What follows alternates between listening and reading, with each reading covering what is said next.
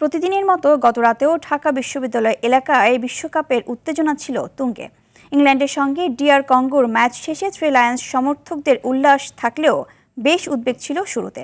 তবে শেষ পর্যন্ত ভরসা ছিল কোচ টমাস টুখেলের উপর। ইংল্যান্ড সমর্থকদের দাবি, আর্জেন্টিনা ব্রাজিলের সমর্থকরা চেয়েছিল ডিআর কঙ্গোর জয়। তবে শেষ সময়ে হ্যারি কেইনের গোল দলকে এগিয়ে নিলে হাসি ফেরে সমর্থকদের মুখে।